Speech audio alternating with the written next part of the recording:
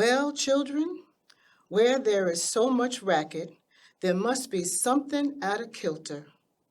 I think that twits the Negroes of the South and the women at the North all talking about rights. The white men will be in a fix pretty soon, but what's it all here talking about? That men over there says that women need to be helped into carriages and lifted over ditches and to have the best place everywhere. Nobody ever helps me into carriages or over mud puddles or gives me any best place. Ain't I a woman? Look at me. Look at my arms. I have plundered and planted and gathered into barns, and no man could head me. Ain't I a woman? I could work as much and eat as much as a man when I could get it, and bear the lash as well. Ain't I a woman? I have borne 13 children and seen most all sold off to slavery. And when I cried out with my mother's grief, none but Jesus heard me. And ain't I a woman? Then they talk about this thing in the head. What's it called? Intelligent. Yeah, intelligent. What's that got to do with women's rights or Negroes' rights? If my cup won't hold but a pint and yours hold a quart, wouldn't you be mean not to let me have my little half measure full? Then that little man in black there, he says women can't have as much rights as men because Christ wasn't a woman. Where did Christ come from? From God and a woman. Man had nothing to do with him. And the first woman ever made was strong enough to turn the world upside down, all alone. These women together ought to be able to turn it back and get it right side up again. And now this is asking for to do it. The men better let them. Obliged to you for hearing me. And now old Journal ain't got nothing more to say. Welcome. This is VOW, Voices of Wisdom, the show that might not be for everybody, but everybody needs to watch this show. Black women are a powerful force in society.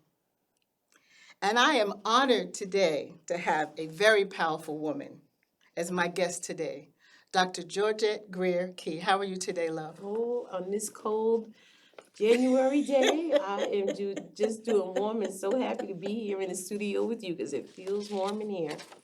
Our topic today is going to be Black women in American history.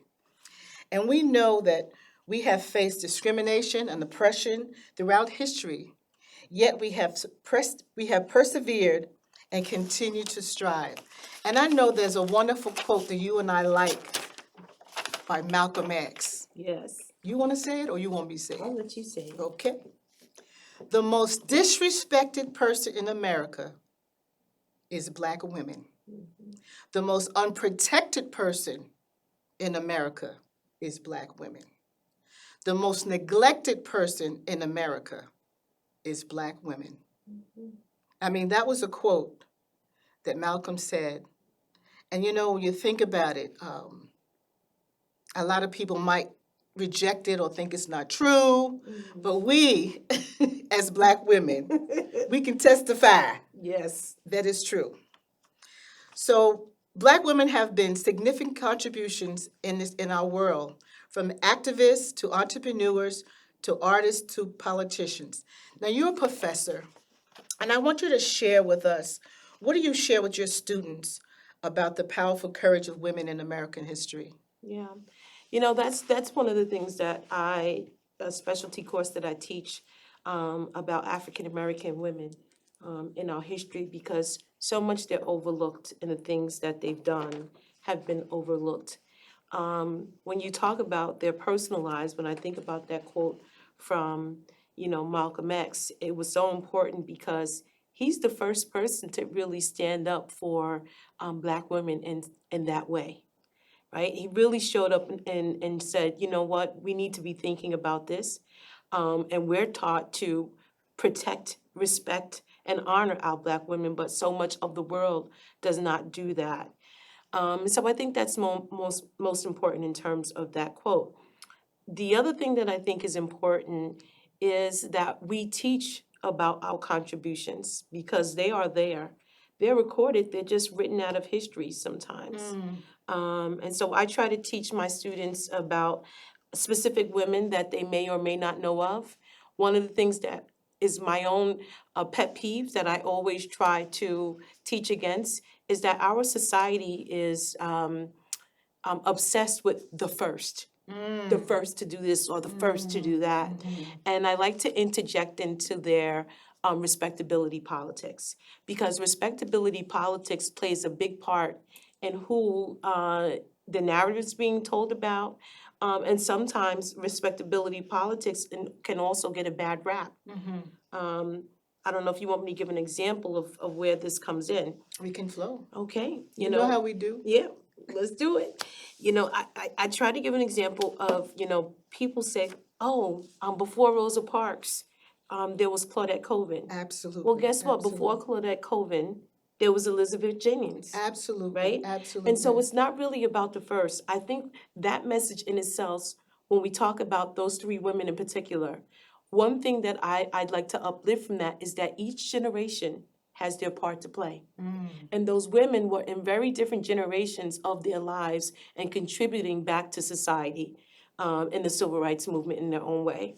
We think about Elizabeth Jennings. We're talking 1850, 100 years before we can think about the modern day civil rights movement where we have Claudette Colvin and we have Rosa Parks. These women were highly respectable, especially Elizabeth Jennings. Her father was, very prominent in the, African American community and American society. You think about Claudette Colvin. I always talk about you want to put your best foot forward. Even in today, in terms of lawsuits and whatever it is, when someone is bringing an action, the first thing they do is look at your credibility. And at that time, it was a highly moralized religious society. Even though there was separation of church and state, still those religious morals carried over to society. And we know that, Claudette Colvin was unwed, a teenage mother, Right. and all of those things that at that time could knock down your character. So your character witness doesn't show up. Now, on the other hand, we talk about Rosa Parks, someone who had a high character. And she didn't just sit down so that we can have rights.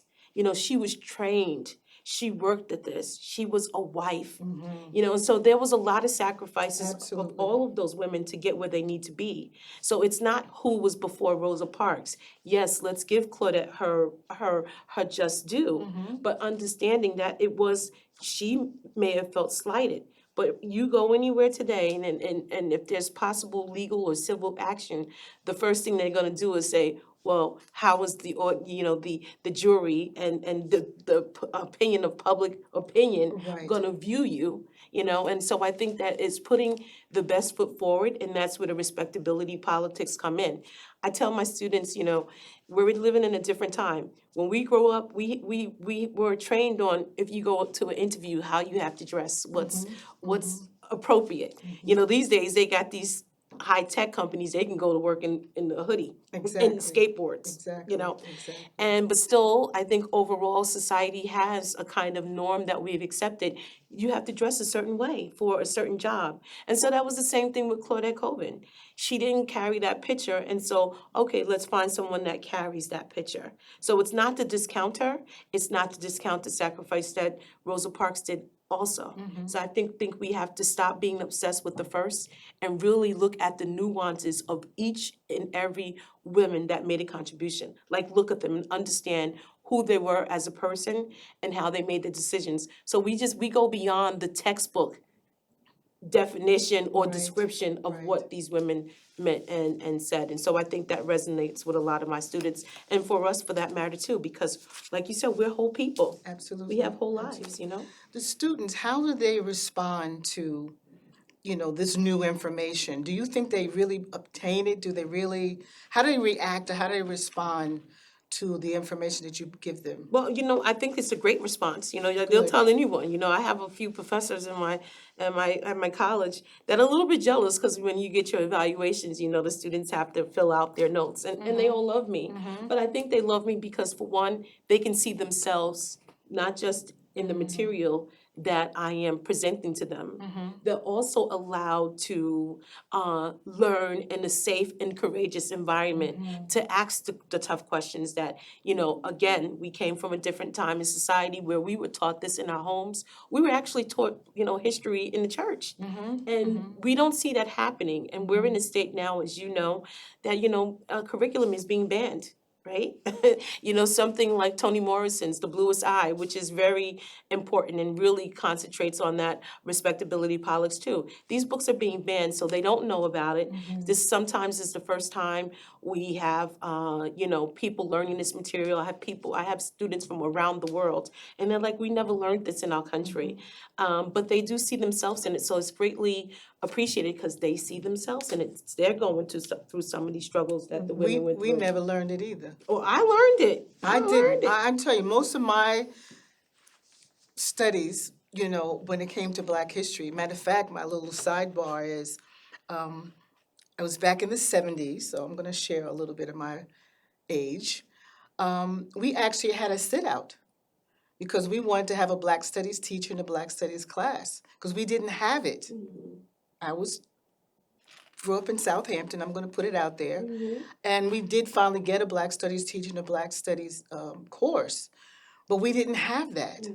So where did you learn? You grew up where? Again, I grew up the island in Unionville. I come from a family of clergy, both on my maternal and paternal side. They came up from Low Country, from the Carolinas. They came up during the second wave of the Great Migration.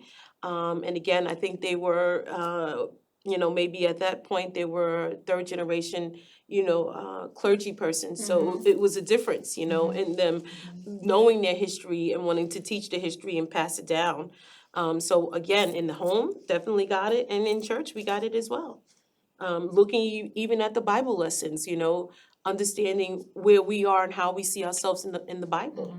So I think it was an ongoing process, for me and my family to basically learn our history. I'm gonna have to tell you, I feel personally, from what I understood and where I grew up, I don't think none of us who grew up in my area, we didn't have that. We really didn't. So I think it's a more of a need more than ever now, because you actually pass it down. Obviously, you can pass it down to your children or your aunties or your nieces and nephews or whatever. But if you don't have that passing down, if we're not, someone has to listen to this show and get more information, and then we get it. But otherwise than that, if it's not passed down and they're banning the books, what do we do? Well, I'll tell you this, just to go back and pay homage to our ancestors, I do think that the reason why it wasn't passed down too, I don't care if you're African American, you're Italian American, whatever you are in terms of your ethnicity. A lot of the times when people came to America, or if you wanted to be accepted in the greater of society, you left that history back. Right? There's been so many people that I've talked to, and they said, you know what, we speak English here. Like, don't speak this other language here. Or, maybe a traditional way that we eat, you shouldn't eat like that. So I think, and not only that, just let's also remember that many of our ancestors who absolutely, have the unfortunate legacy of being a descendant of enslaved people, there was trauma there. And so they didn't want to talk about their experiences as well. Exactly. So I think that there was a lot of that happening as well, where they didn't want to talk about that history. But now we recognize the small little things that we have seen and done in history, that they were kind of extraordinary. The fact that we survive in the resiliency. And so when we talk about all of these women, we have to bring that up. One person that I like to talk about a lot is Marian Anderson. She was a contralto soprano. And at that time, 1939, amazing woman around the world singing, and then she comes here to her home country. and the Daughters of the American Revolution, fellow, women, denied her the right to sing at Constitution Hall. And what did she does? Of course, she kept pushing, and she happened to get an ally, which was Eleanor Roosevelt. And that was really important to have that ally where, she would sing in crowds that were, maybe 1,100, the highest. And that's probably all Constitution Hall would carry. And so because of that denial and her partnership with Eleanor Roosevelt, she gets to be the person that sings at the Lincoln Memorial to a crowd of 75,000 people. Not only it was 75,000 people, the day was all of the dignitaries, of the day. The first integrated crowd to play. And the other thing of the importance of that, before Martin, Marian Anderson was there at the Lincoln Memorial to say, America, this is my country, and you owe it to me to hold up to the principles and the promises.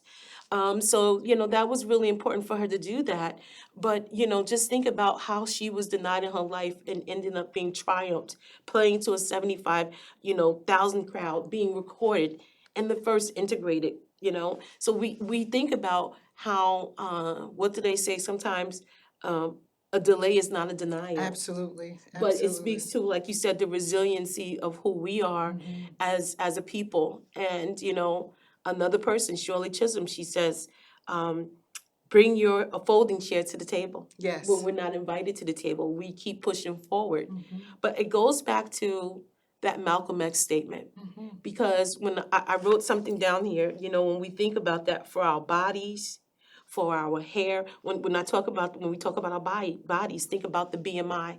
In terms of how medicine doesn't always work for Black women, and how we are judged against a medical scale that was actually done in the famine and doesn't pertain to us. And some medical prescriptions are not good for us. Yeah, and all of that kind of stuff. So not even just how we're not protected in terms of our bodies, and I'll bring up another person about that, but even the Crown Act, how what hair is acceptable for us and what's not, or touching your hair, or, it's still an issue today. If you go to corporate America, how you should or not wear your hair when this is native to us. I think also too, what we always hear, you and I know have heard it in some of the projects that we're working on, aggressive versus assertive. Trying to make us that angry Black woman. Exactly. And how we speak. So we have been under attack, and I think there's been a referendum on Black women and who we should be and what the standard of beauty should be for us. And so I think that we've all pushed back for that. And we continue to push that narrative back. And it brings me to Fannie Lou Hamer. When you think about Fannie Lou Hamer, she was really important in that narrative because we talk about body autonomy, right? Right. Where she was forcefully and illegally given a hysterectomy by a doctor. Now, people don't even know this. They don't. And it's happened to Indigenous women too, forced sterilization. People don't believe that. We still in this country today have the highest infant mortality rate in terms of our children being born dead, and even the mothers dying during childbirth. Absolutely. Why is that? In terms of sickle cell, there's only a certain people that have melanin, whether it's us or, Asian. We have sickle cell, and there still has been no major development on that. Let's not go into menopause, right? You see all the stars now talking about that. These hot flashes are just not hot flashes. So women's bodies, are not of concern. Right, Even right. though that we're if without us there would be no men. Exactly. So when you think about us as women, African American especially, when he said that, it was really important because we see it in all of these examples of these women. But as you opened up and said, yeah, there was tragedy, but through it all and through the tragedy, they were able to work through it and be American sheroes for all of American society and just not African American women. And talking about heroes, I was thinking about the first movie that I hadn't seen, The Hidden Figures. When that movie came out, it was like, how in the heck that we never knew about this? I mean, Katherine Johnson, Dorothy Vaughan. I wrote this down. Um, and Mary Jackson was brilliant African American women working at NASA Mm-hmm. who served as the brains behind the launch into the orbit of astronaut John Glenn. We heard about John Glenn. We saw all the stuff on Mm-hmm. TV. It was just amazing, amazing, and a stunning achievement that turned around the space race. The visionary trio crossed all gender and racial lines and inspired generations. I mean, that alone, you're talking about hidden figures, you're talking about, banning books and, you know, not really talking about our history and not talking about all these different people that sacrificed and Mm-hmm. made things happen in this America. Mm-hmm. It just disturbs me. Yeah. The other movie that just came out recently, the 6888, Mm. Yeah. that movie was amazing, amazing, amazing. And for those who didn't know, first of all, you need to watch it. First and foremost, it's called the 6888, and it's a story of the first predominantly black and female Army battalion that served overseas during I think it was World War II. And this battalion played a critical role in maintaining morale in U.S. troops in Europe by clearing a massive backlog of undelivered mail. Despite discrimination and war-torn conditions, they sought over 16 million pieces of mail ahead of schedule. They set them up for failure, but they proved them. They proved them. And in 2022, they had a congressional gold medal was awarded to the 6888 in recognition of its members' contributions. And Lena Bell King was one of those women who is still alive, and I saw an interview with her. And basically, she was so thankful. She was very emotional, but was so thankful that they didn't. She said, "I'm so thankful you didn't forget about us." And she was one of the battalions that was the last five surviving of those women. And when I saw that interview, it just brought tears to my eyes, and it was so emotional because she was really feeling like they all forgot about her. But there's one thing I'm gonna and say, and then I'm gonna let you continue. We have like 4 minutes. Kerry Washington portrayed Major Charity Adams. She was the head of the battalion. That part was so emotional. There's one part that I'm going to quote that she said.